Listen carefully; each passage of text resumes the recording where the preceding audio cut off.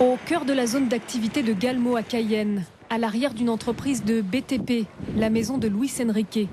Il vit ici avec ses parents et ses deux sœurs.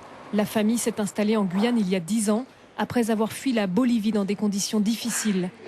À l'époque, Enrique entre en CE2 sans parler un mot de français. Aujourd'hui, il décroche un bac scientifique mention très bien au lycée Melchior Garry.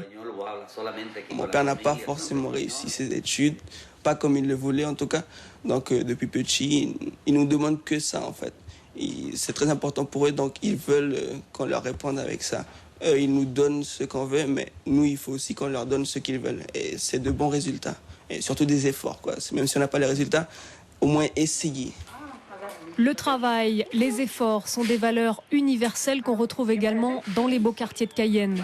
Ségolène a passé la moitié de sa vie dans cette villa cossue de la route de Montabo. Elle vient de décrocher son bac économique et social avec mention très bien à l'externat Saint-Joseph. Sa mère, pleine de fierté, voit qu'elle a su surtout se donner les moyens de réussir. Elle est déterminée, elle sait ce qu'elle veut et elle sait se donner les moyens. Voilà, rien ne l'arrête.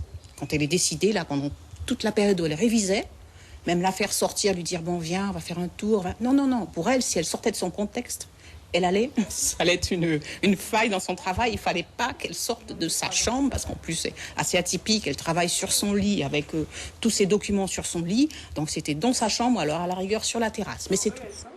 Ségolène a grandi à Mana avant de rejoindre Cayenne pour son entrée en CM1. Et c'est à ce moment-là, toute jeune, vers l'âge de 10 ans, qu'elle entrevoit déjà son avenir professionnel. Ségolène veut devenir avocate en droit des affaires.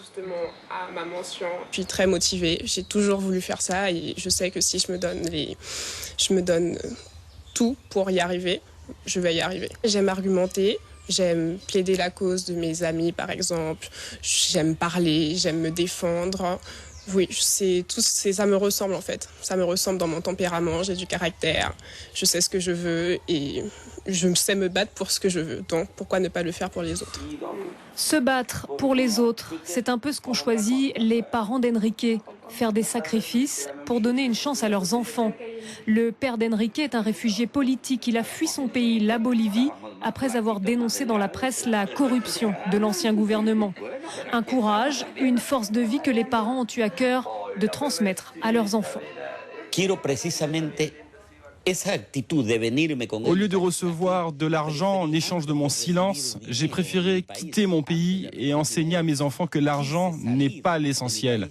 Les valeurs sont plus importantes. L'argent, ça se gagne par un travail juste et honnête. Pour en avoir, il faut étudier, travailler et savoir garder sa dignité. Voilà ce que j'ai voulu transmettre à mes enfants. En septembre, Enrique va rejoindre la prépa scientifique du lycée Damas à Remire-Montjoly. Il souhaite intégrer dans 2 ans une école d'ingénieur à Toulouse et revenir exercer un jour en Guyane. De son côté, Ségolène va traverser l'Atlantique dès la rentrée. Elle est attendue au sein de la prestigieuse université de Paris-Assas. Elle envisage également de venir un jour plaider la cause des Guyanais.